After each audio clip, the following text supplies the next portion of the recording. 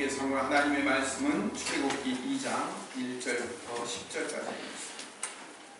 출애굽기 2장 1절부터 10절까지의 말씀, 본문 모니터에 나와 있으니까 같이 함께 읽도록 하겠습니다. 제가 먼저 읽습니다. 레위 가족 중 한 사람이 가서 레위 여자에게 장가들어 그 여자는 진짜 여자의 남자가 잘생긴 것을 보고 마음을 쓴다였으나 더 숨길 수 없게 되매 그를 위하여 갈대 상자를 가져다가 역청과 나무진을 칠하고 아기를 거기 담아 나일 강가 갈대 사이에 두고 그의 애가 어떻게 되는지 알려고 얼마나 있었더니 바로의 딸이 목욕하러 나일 강으로 내려오고 시녀들은 나일 강가를 거닐 때 그가 갈대 사이에 상자를 보고 시녀를 보내어 가져다가 열로가 아이를 아내가 먼저라 그가 그가 그의 누이가 바로의 딸에게 이르되 내가 가서 당신을 위하여 히브리 여인 중에서 유모를 불러다가 이 아기에게 젖을 먹이게 하리이까 바로의 딸이 그에게 이르되 아내의 수소녀가 가서 그 아이의 어머니를 불러오니 바로의 딸이 그에게 이르되 이 아기를 데려다가 나를 위하여 젖을 먹이라 내가 그 삭슬 주리라. 여인이 아기를 데려다가 젖을 먹이더니 그 아기가 자라니 바로의 딸에게로 데려가니 그가 그의 아들이 되니라. 그가 그의 이름을 모세라 하여 이르되 이는 내가 그를 눈에서 건져내었으니라 하였다. 아멘. 아로가요 교활한 방법을 통해서 이스라엘을 괴롭힙니다. 처음에는 무거운 짐을 지고 학대를 하여서 그들로 하여금 번성하지 못하도록 막더니 그 방법이 통하지 않자 두 번째는 산파들을 동원해서 남자 아기를 죽이려고 합니다. 이것도 뜻대로 되지 않자 세 번째는 모든 백성들을 동원해서 남자 아기를 발견하는 대로 나일강에 빠뜨려 악어 밥이 되게 만드는 아주 교활한 방법을 사용하고 있습니다. 그때 모세가 태어났습니다. 모세는 가장 어려운 상황 가운데 태어납니다. 이 모세 어머니 요게벳이 아기가 잘생긴 것을 보고 석 달 동안 숨겨 키웠다고 얘기합니다. 그 아기가 잘생겼대요. 여기서 잘생긴 것이라고 말하는 말이 히브리어로 토브예요. 여러 번 얘기했겠지만요. 하나님께서 천지를 창조하시고 보시기에 좋았더라. 그 보시기에 좋았더라가 토브예요.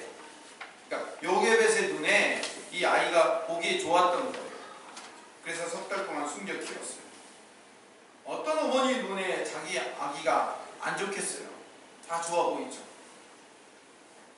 그래서 키웠지만 더 이상 숨길 수 없는 한계에 이르자 이 아기를 위해서 갈대 상자를 만들고 역청과 나무진을 칠하고 거기 아기를 담아서 나일강과 갈대 사이에 두게 됩니다.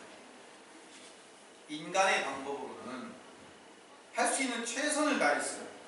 그 아기를 보호하려고 어떻게든 애를 썼죠. 결국은 한계예요. 아무리 갈대 상자를 두어 그 아이가 물에 빠지지 않도록 역청과 나무진을 칠하고 뚜껑을 잘 덮었다 할지라도 결국은 그 아이가 거기서 평생을 살 수는 없는 거기 때문에 한계예요. 인간의 한계에 부딪힐 수밖에 없다. 그 아이를 향한 어머니의 믿음을 가지고 출발한 일이지만 여기에도 한계가 있습니다. 그런데 중요한 것은요, 아이를 향한 어머니의 믿음으로 그 아이를 그냥 빠뜨리질 않고 갈대 상자를 만들어서 하나님의 일하심을 보기 시작했다는 거죠. 그래서 이것을 히브리서 11장 23절에 이렇게 얘기하고 있습니다. 같이 읽어볼까요? 믿음으로 모세가 낳았을 때 그 부모가 아름다운 아이임을 보고 석 달 동안 숨겨 왕의 명령을 무서워하지 아니하였으나 믿음으로 그 일을 시작했다. 물론 인간의 한계로는 어쩔 수 없고 인간의 한계로 이거밖에 못하지만 그러나 이 일을 통하여 하나님이 뭔가 이루실 걸 기대했다는 거죠. 내가 비록 갈대 상자를 만들 수밖에 없지만 이 일을 통하여서 하나님이 뭔가는 이루실 것이며 내가 비록 석 달밖에 숨길 수 없어 아이 울음소리가 커지고 이제 더 이상 내가 숨길 수 없는 상황까지 오지만 그래도 내가 여기까지 숨기면서 끝까지 내가 할 수 있는 한 최선을 다하는 것은 하나님의 일하심을 기대하고 있었다는 거죠. 그런데 내 손에서 더 이상 할 수 없는 일이 발생했을 때, 내가 몸이 최선을 다했지만 더 이상 안 될 때, 이제는 놓아줘야 되고요. 이제는 빠뜨려야 되고, 이제는 그 나일강에 죽일 수밖에 없는 그런 한계에 도달했을 때, 거기서부터 하나님이 일하기 시작하더라는 거죠. 요게벳이 그냥 포기하지 않았어요. 믿음으로 행동했다고요. 어차피 죽을 아이인데 라고 생각하지 않고 하나님이 어떻게든 일하실 것이라는 믿음으로 하나님의 일하심을 지켜봤다고요. 이 믿음이에요. 우리가 이 믿음을 취하기를 간절히 소망합니다. 하나님이 일하실 것, 하나님이 일하실 것에 대한 믿음이에요.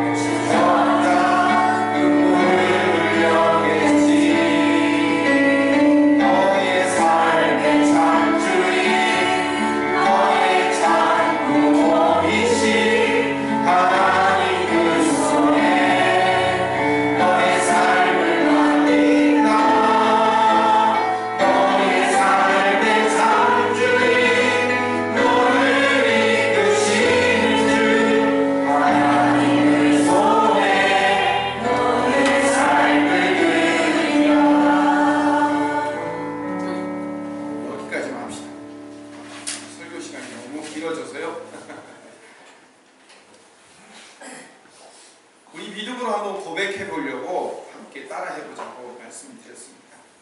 저는 이 마지막 가사가 굉장히 제 마음 가운데 와닿고 중요한 말씀으로 들렸어요.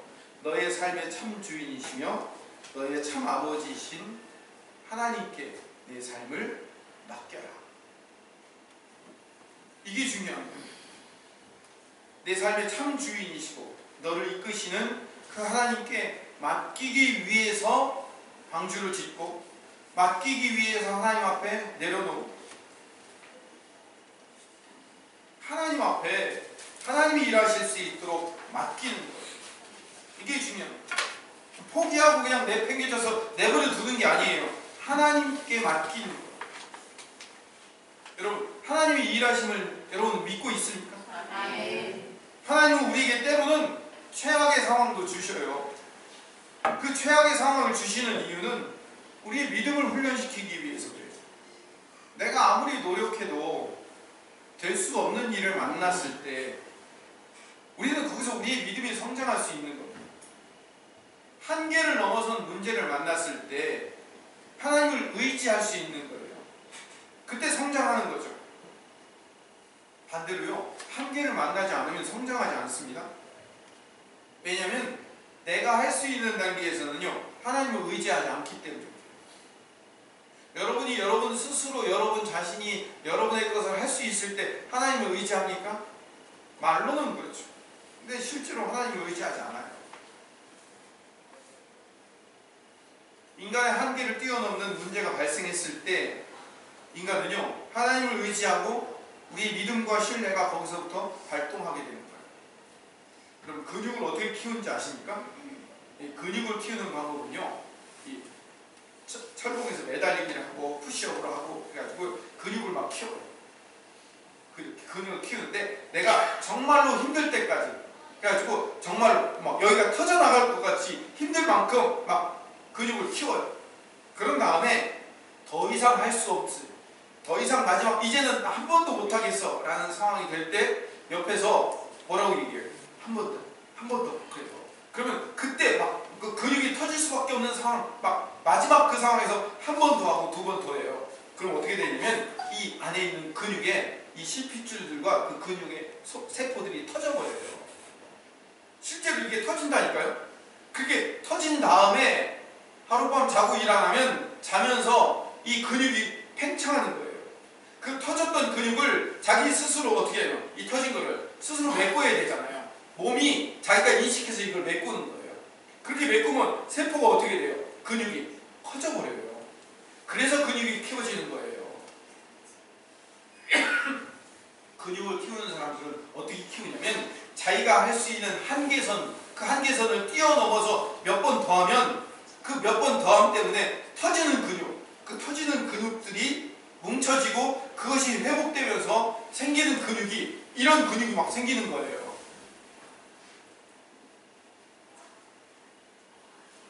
믿음도 마찬가지예요. 우리가 할 수 없는 인간의 한계점에 도달했을 때 그 한계점에서 우리의 믿음이 발동되어서 우리 믿음의 근육이 커지는 거예요. 영적인 근육이 키워지는 거라고. 그 다음 구절이 중요합니다. 4절에 그의 누이가 어떻게 되는지를 알려고 멀리 섰더니 모세를 강물에 띄우고 그 누이가 미리암이 그 모습을 지켜보고 있었습니다.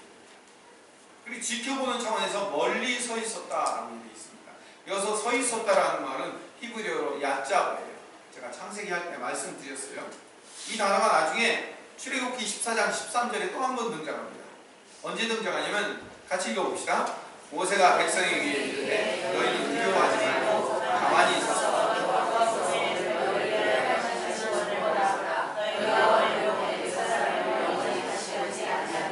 여기서 두려워하지 말고 가만히 서서 이 가만히 서서라는 말이 야짜브예요.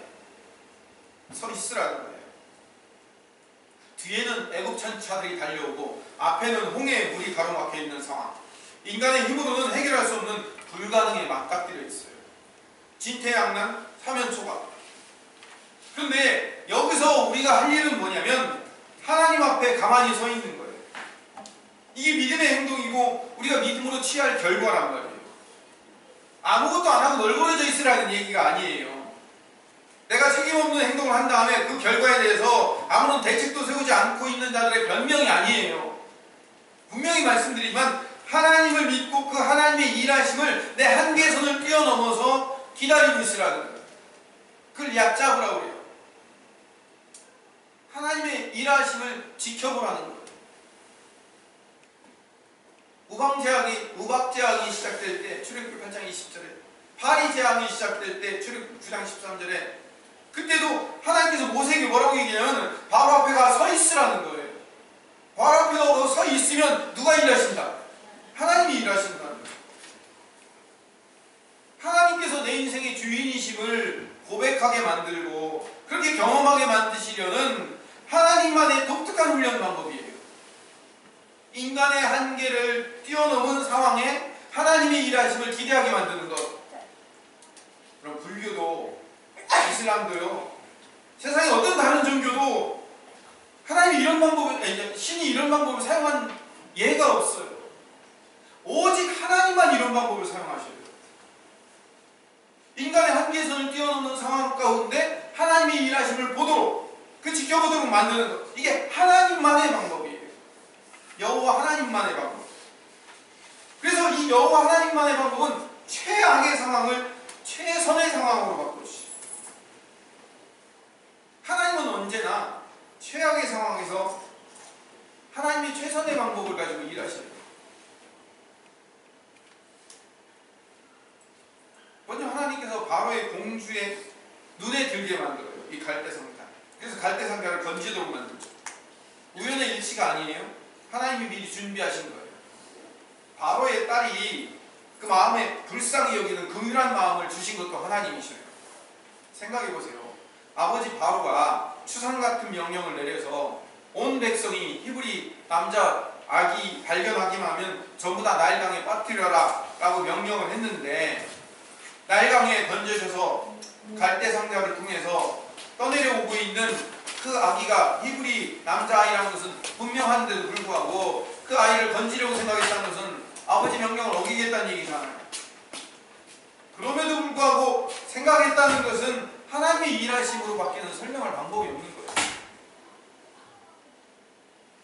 이 갈대상자가 바로의 공주를 만나는 것도 얼마나 변수가 많아요? 시간의 변수가 있어요. 장소의 변수가 있어요. 변덕스러운 인간의 마음의 변수가 있어요. 그 많은 변수들이 있음에도 불구하고 하나님께서 그 시간, 그 장소, 그 사람을 사용하셔서 하나님의 일을 이루고 있는 거예요. 이게 하나님의 일하심과 개입하심이라고 해요. 또 두 번째로 누이 미리암이 그 아기를 발견한 공주에게 달려가서 유머를 소개시켜 드릴까요? 청해. 그러자 바로의 공주가 그래, 이 아이를 키우려면 아무래도 젖이 있는 여자가 필요하겠구나. 유모를 데리고 와라. 그래서 모세의 친모인 요게벳을 데리고 와서 바로의 딸에게 삭슬 받고 집에 데려다가 젖을 먹여요. 어머니들 많이 계신데 아기 키워서 젖 먹이면서 월급 받으신 분 아무도 없잖아요. 인류 최초로 자기 아기 자기가 키우면서 젖 먹이면서 월급 받은 최초의 사람이 누구예요? 요게벳이. 대단하잖아요. 내 아이 내 젖 먹으며 키우며 월급 받으니까. 누가 이 일을 행하신 거예요? 하나님이 하시는 거죠. 하나님이 일하시면 최악의 상황을 최선의 상황으로 바꾸시는 거예요. 요셉이 형들에게 붙잡혀서 노예로 팔려가는 과정, 최악의 상황이었죠. 근데 이 최악의 상황을 사용하셔서 애굽의 총리가 되는 지름길로 사용하시죠. 다니엘이 사자굴로 들어가는 최악의 상황을 하나님이 사용하셔서 왕의 총애를 받는 최선의 길로 인도하시잖아요. 에스더가 자기 민족이 위기에 처하는 최악의 상황을 사용하셔서 왕의 허락도 받지 않고 내전에 들어가면 죽을 수도 있는데 그 최악의 상황에서 믿음으로 들어갔는데 그 일로 말미암아 왕의 총애를 받는 최선의 길로 하나님이 역전시키시잖아요. 예수님, 하나님의 아들이신 이 창조주가 피조물들에 의해 십자가에 매달리는 최악의 상황을 하나님이 사용하셔서 구원과 인류 구원의 그 놀라운 승리로 하나님이 역전시키시잖아요. 이게 여호와 하나님만의 독특한 방법이라고. 제가 지난주에도 계속 말씀드렸지만 이 모세가 건져진 사건은요, 예수 그리스도의 구원 사건이며 예수님의 모델이에요. 요괴벳이 나일강에 모세를 넣을 수밖에 없는 상황에서 갈대 상자를 만들었죠. 여기 갈대 상자라고 있는 이 상자라는 말이 히브리어로 테바예요. 제가 창세기 노아 얘기할 때 여러 번 얘기했어요. 테바는 성경에 2번 나와요. 한 번은 이 갈대 상자에서 한 번 나오고, 두 번째는 창세기 6장 14절에 나와요. 한번 읽어봅시다. 시작.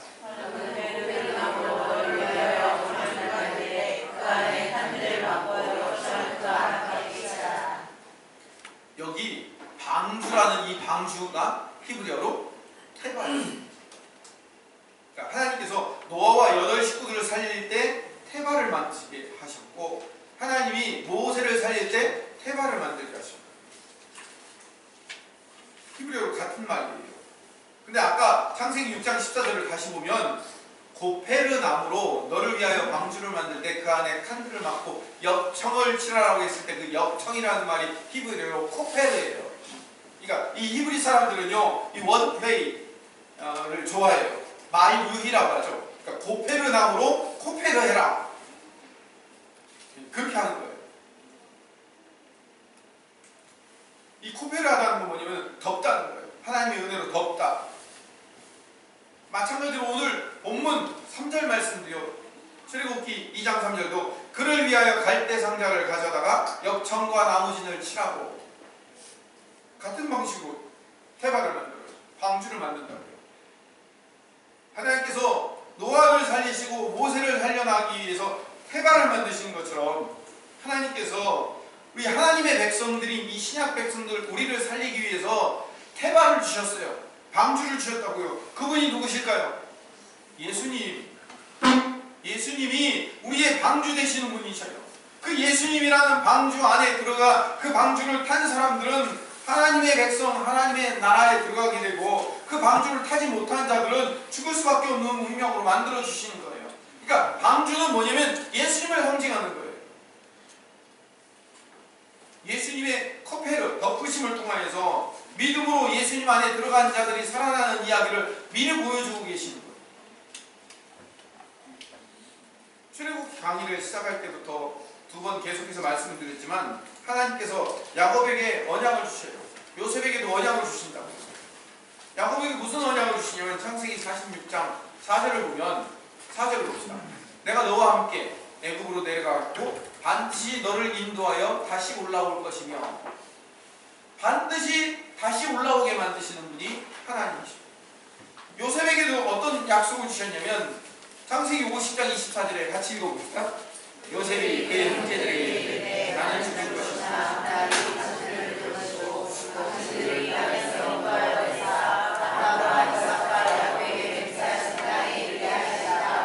이 땅에서 인도하여 내어 하나님이 약속하신 땅에 이르게 만드실 것이다. 이게 뭐라고요? 이게 하나님의 언약인데, 이 하나님의 언약을 이루고 있는 거예요. 지금 이스라엘 백성들의 생각에는 노예가 되고 핍박과 환난 속에서 힘들어하고 있지만, 결국 하나님은 당신의 언약을 이루실 것에 대해서 분명히 믿는 믿음을 그 백성들에게 요구하고 있다는 거죠. 자, 보세요. 우리가 구약을 읽으면서 이스라엘 백성들에게 손가락질할 이유가 없어요. 이스라엘 백성들이나 우리나 똑같아요. 이스라엘 백성들이 지금 이스라엘 백성들의 입장을 봅시다. 하나님께서 구원하시기로 작정하셨다면 그에 따른 선한 결과가 이루어져야 돼요. 예를 들어서 하나님 우리를 구원하시겠다 하면 어떻게 돼요? 바로의 마음이 바뀌어야죠. 이 히브리 노예들을 미워하던 바로의 마음이 바뀌어야 돼요. 그 다음에 바로의 마음이 바뀌어서 어떻게 될까요?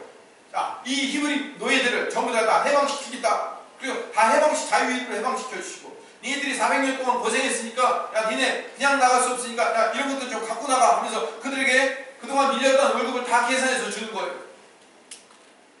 야, 이제 니네들이 예배할 너희들이 원하는 자리로 가라. 그리고 그들을 내보내야 되는 거예요. 그게 인간이 요구하는 방식인 거예요. 인간이 요구하는 방식은 내 방식이 있어요. 문제가 해결되고 풀려서 좋은 일들이 생겨가지고 내 모든 문제들이 싹 해결되는 것으로, 그렇게 내 방법은 그렇게 원하고 있는 건데, 이스라엘 백성들의 입장에서는 어때요?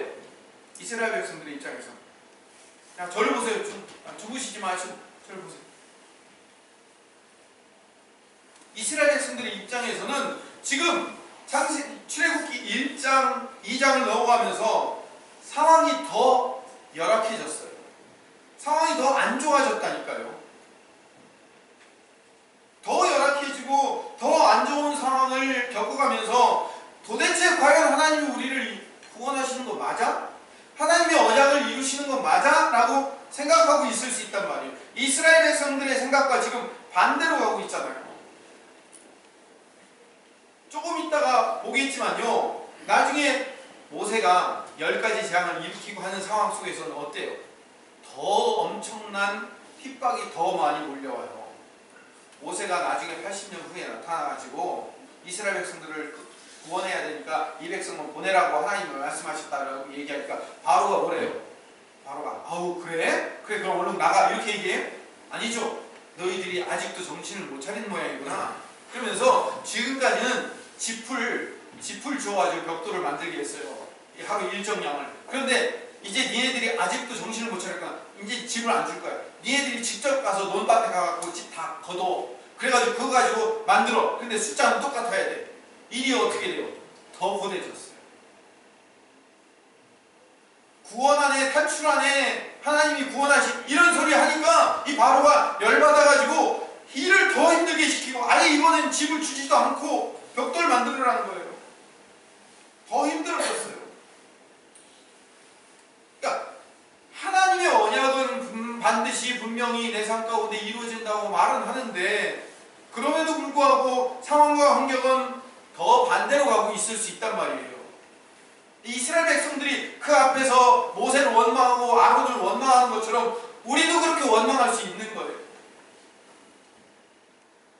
내 환경을 보면 하나님의 언약이나 약속이 우리 안에 아직도 이루어지지 못했다, 아니 이루기는커녕 더 힘들어지고 더 문제가 생겼다는 생각에 더 답답해할 수 있다고요. 하나님 일하시지 않나? 하나님이 약속한 거 맞나? 하나님 살아계신 거 맞나? 라고 생각할 수 있어요. 일이 안 되면, 일이 내 뜻대로 안 풀리면. 그런데요, 그때 우리에게 하나님이 요구하시는 게 뭐냐면, 보이지 않는 곳에서도 일하시는 하나님을 믿어야 된다는 거예요. 최악의 상황을 최선의 상황으로 바꾸시는 그 하나님을 신뢰해야 된다는 거예요. 열왕기상 17장 말씀을 읽고 오늘 말씀을 좀 일찍 정리하도록 하겠습니다. 교독합시다. 좀 몸이 힘들고 졸리신 분들은요, 크게 읽어주시면 아마 잠이 깨실 겁니다. 열왕기상 17장 1절 제가 먼저 읽겠습니다. 길르앗에 우거하는 자 중에 디셉 사람 엘리야가 아합에게 말하되, 내가 섬기는 이스라엘 하나님 여호와께서 살아계심을 두고 맹세하노니 내 말이 없으면 수년 동안 비도 이슬도 있지 아니하리라 하니라.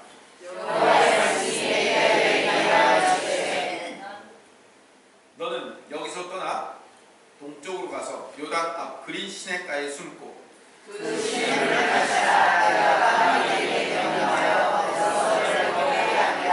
그가 여호와의 말씀과 같이 하여 곧 가서 요단 앞 그린 시냇가에 머물매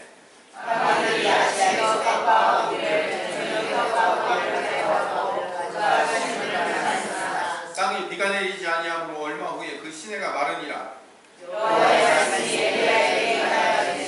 너는 일어나 시돈에 속한 사르밧으로 가서 거기 머물라. 내가 그곳 과부에게 명령하여 내게 음식을 주게 하였느니라.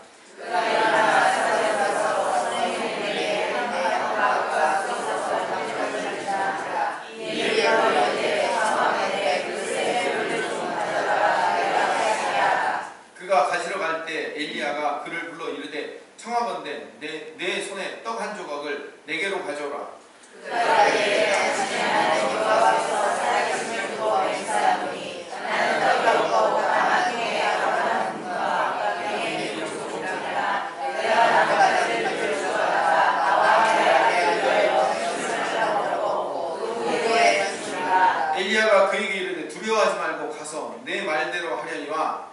먼저 그것으로 나를 위하여 작은 떡 한 개를 만들어 내게로 가져오고 그 후에 너와 내 아들을 위하여 만들라. 이스라엘 하나님 여호와가 말씀하시니 나와 이스라엘 내게 말하기를 그의 가져와 나를 하고 그의 길이 없어지지 아니하리라. 그가 가서 엘리야의 말대로 하였더니 그와 엘리야와 그의 식구가 여러 날 먹었으나 여호와께서 엘리야를 말씀하셨으니 홍해의 가루가 떨어지지 아니하고 홍해의 길이 없어지지 아니하리라. 거기까지 읽읍시다. 아합 왕은요, 북왕국 이스라엘에서 이전의 모든 악한 왕들보다도 가장 악한, 이스라엘에서 가장 악한 왕이 아합 왕이었습니다. 바알과 아세라를 수입할 게 없어서 우상을 수입해와요. 그래서 여호와 하나님을 섬기지 못하도록 만든 악한 왕이었습니다. 여기에 대한 심판으로 엘리야가 하나님이 3년 6개월 동안 비가 내리지 않을 것이라고 예언케 하셨습니다. 그때 하나님이 엘리야를 그릿 시냇가와 사르밧 과부의 집으로 보내신 겁니다. 근데 이 그릿 시냇가와 사르밧 과부의 집에 공통점이 있어요. 하나님만 바라볼 수밖에 없는 상황이라는 거죠. 두 땅 모두 가뭄으로 죽을 수밖에 없는 상황이에요. 어떤 도움도 어떤 기대도 없는 땅이죠. 그런데 하나님이 엘리야에게 이 두 장소를 경험케 하셔요. 그게 하나님의 일하심의 결과입니다. 결핍의 자리에서 맛볼 수 있는 은혜의 풍성함을 경험하게 만드십니다. 우리는 결핍하면 벌써 그 결핍이라는 것, 고난이라는 것 자체가 싫어서 나는 결코 거기에 갈 수 없습니다. 나는 그런 일을 당하기 싫습니다라고 하지만 하나님은 그 결핍의 자리에서 하나님의 은혜를 맛볼 수 있는 풍성함을 경험할 수 있는 도구로 우리를 사용시켜 주신다는 거예요. 여러분 한번 생각해보세요. 까마귀가 뭘 할 수 있겠어요? 자기 거나 먹지. 까마귀가 어떻게 그 미물이 남에게, 그것도 인간에게 뭔가를 가져다 던져줄 수 있냐고요? 가능한 겁니까? 여러분, 그 이스라엘 시대의 과부가 도대체 뭘 할 수 있어요? 지금과 전혀 다른 차원이에요. 옛날에는요, 땅을 중심으로 살았기 때문에 땅이 없는 자는 굶어 죽는 거나 마찬가지였어요. 근데 땅이 없을 수밖에 없는 사람이 누구예요? 과부와 부하예요. 그래서 구약에서 누구를 늘 돌보라고 얘기했어요? 과부와 부하를 돌보라고 얘기했어요. 왜? 그들은 땅이 없기 때문에. 땅이 남자들에만 갔기 때문에 땅이 없는 자들입니다. 그 과부에게 어떻게 거기서 도움을 얻을 수 있냐고요. 가장 도움을 얻을 수 없는 자리로 거기를 보내는 거예요. 한번 생각해 보세요.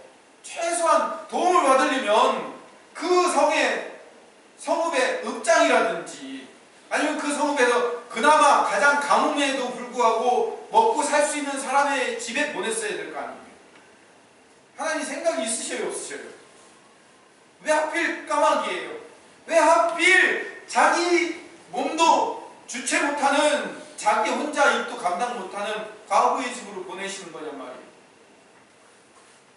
인간의 방법으로 도저히 해결되지도 않는 상황에서 왜 하나님이 거길로 보내시냐고요. 하나님만 일하셔야 되기 때문에 그렇습니다. 하나님은 그 상황 가운데 기적을 경험하게 만드십니다. 아무런 소망도 아무런 기대도 없는 상황 가운데 하나님을 바라보도록 만드시려는 하나님의 계획하심이 거기에 있는 거예요. 이걸 우리로 하여금 경험케 만드시려는 하나님의 그 계획하심을 여러분 믿습니까? 네. 정말로요? 네. 결국 하나님이 요구하시는 것은 우리가 어떤 상황을 만나든지 어떤 고난에 처하든지 믿음으로 얕잡고 서 있어야 된다는 거예요. 믿음으로 하나님의 일하심을 바라봐야 된다는 거예요. 이게 성경에만 나오는 이야기, 성경에 엘리야니까 그렇지, 성경이니까 그런 얘기 있지가 아니라 이 얘기가 나의 이야기이며 우리들의 이야기가 되어야 될 줄로 믿습니다. 네. 그러려면 믿음이 필요해요. 이 처절한 내 상황 속에서도 하나님이 일하고 계신다는 믿음을 배우며 훈련시켜야 돼요. 믿음의 근육을 키우는 거예요. 도저히 이제 더 이상 한 번도 더 할 수 없는 그 상황 속에서 한 번만 더 해. 두 번만 더 해. 10번만 더 해. 이러다가 근육이 터져요. 내가 원하는 게 바로 그거야. 거기서 너의 믿음이 키워질 수 있는 거야. 라고 하나님이 우리에게 요구하고 계십니다. 나중에 하나님께서 모세를 떨기나무 불꽃 가운데 불러서 이 내 백성을 애굽에서 건져내어 이 땅으로 인도하라는 명령을 주실 때 모세가 뭐라고 대답합니까? I can do 그럽니까? 아니죠. 나는 할 수 있는 능력도 없고요. 그런 힘도 없고 실력도 없고 그럴 처지도 안 된다고 내 나이가 80이라고 얘기합니다. 그래서 하나님께서 뭐라고 대답하십니까? 아직 늦지 않았어. 조금만 더 힘을 기르면 돼. 조금 더 실력을 기르면 돼. 이렇게 얘기하셨습니까? 아니죠. 하나님이 그 모세에게 하신 말씀은 나 여호와다 이렇게 말씀하셨어요. 나는 스스로 있는 자다 라고 말씀하셨어요. 이게 무슨 얘기냐면 하나님 자신을 드러내셔서 여호와 이름을 주시는데 나 스스로 있는 자다 라는 말은 내가 눈치 못할 일이 없다는 거예요. 네가 힘이 없다는 것, 네가 80이 되었다는 것, 네가 실력이 없다는 것, 네가 그럴 처지가 아니라는 것과 내가 일하는 것과 뭔 상관이 있느냐라는 선언이란 말이에요. 아멘? 아멘. 여러분들의 그 안타까움과 여러분들의 실패와 여러분들의 좌절과 여러분들의 할 수 없음과 여러분들의 그 무능함이 하나님이 일하신 것 무슨 상관이냐고요. 하나님은 하나님이셔요. 하나님은 스스로 있는 자 야훼라고 말씀하셨단 말이에요. 모세가 쟤는요 못 가겠는데요. 쟤는요 힘들어서요. 쟤는 80이라서요. 쟤는요 능력이 없어서요. 그러니까 나 여호와야. 내가 뭘 못하겠는데 네 나이 때문에 네 능력 없음 때문에 너의 실패 때문에 내가 일 못한다고? 나 여호와야. 나 하나님이야 라고 말씀하시는 거예요. 여러분 그 하나님을 신뢰하기를 소원합니다. 나의 처지와 나의 환경과 내가 매여 있는 이 일 때문에 하나님 못하실 일이 뭐가 있어요? 하나님이십니다. 여러분 그 하나님을 믿고 계십니까? 아멘. 하나님이 우리에게 지금도 여러분에게 말씀하고 계셔요. 여러분에게 지금 네가 하는 거 아니야. 내가 한다라는 걸 보여주는 거예요. 이게 하나님의 전쟁이라고요. 하나님의 전쟁, 하나님이 하시는 전쟁, 그게 여호와의 전쟁인 거예요. 너희의 전쟁이 아니라는 거예요. 전쟁은 누구에게 속한 것? 하나님께 속한 거예요. 그러게 우리에게 요구하신 것은 믿음이라고. 믿음은 순종을 통해서 나옵니다. 하나님이 이 악한 세상의 세력들과 싸우시는 게 아니에요. 하나님은요 이 악한 세상의 세력들, 우리를 괴롭게 하는 모든 이 악한 사단의 세력들을요 한 번에 푹 불면 휙 날아가 버릴 아무것도 아닌 존재일 뿐이에요. 하나님은 누구와 싸우고 계시면 지금 여러분과 싸우고 계셔요. 나와 싸우고 있단 말이에요. 내가 이 묶여있는 현실과 할 수 없다고 아우성치며 비명 지르고 있는 이 현실과 절망의 자리에서 하나님 앞에 믿음으로 나아가지 못하는 나와 싸우고 계시는 거란 말이에요. 너 좀 일어나지 않겠니? 내가 누군지 아니? 나 능력이 하나님 여호와야. 나 전능하신 하나님이야. 왜 나를 못 믿겠니? 라고 하나님이 지금 요구하고 계시단 말이에요. 하나님과 싸우고 계시는 거예요. 하나님이 나와 싸우고 계시다고요. 지금 그분의 말씀 앞에 순종하며 나갈 수 있는가를 우리에게 지금 보여주고 이 말씀을 통해서 보여주며, 그러니 나는 능력의 하나님이니 너 나 의지하고 나 신뢰하고 내 앞에 모든 것들을 내려놓고 항복하기를 요구하시며 하나님 앞에 믿음을 드러내기를 요구하고 계십니다. 하나님 앞에 믿음을 요구합니다. 우리의 믿음으로 눈을 떠 하나님을 보기를 간절히 소망합니다. 하나님 만나서 하나님께서 지금도 내 곁에 일하고 계시며 지금도 일하고 계시며 앞으로도 일할 것에 대한 믿음을 가져야 돼요. 하나님께서 지금도 여러분 삶 가운데 일하고 계십니다. 여러분이 어떤 상황과 어떤 환경 가운데 처해 여러분들이 아무리 할 수 없다고 발악하며 비명 지르며 내 현실을 빠져나갈 수 없다고 외칠지라도 하나님은 여러분 앞에서 일하고 계십니다. 너의 그 고집, 너의 그 아집, 네가만 해야 된다고 생각하는 그 네 방법대로 해야 된다는 그것 다 내려놓고 하나님을 바라보고 하나님 앞에 서 있기를 소망합니다. 하나님 앞에 이 아짜를 해라. 그럼 하나님의 방법으로 치유하시며 회복하시며 승리케 하실 그 놀라운 역사를 기대하게 되는 겁니다. 하나님은 일하십니다. 하나님은 일하십니다. 기도하겠습니다. 사랑이 많으신 하나님, 그 일하시는 하나님, 우리를 승리케 하시는 그 하나님을 신뢰하고 믿는 하나님의 백성 되게 하여 주시옵소서. 예수님 이름으로 기도드립니다.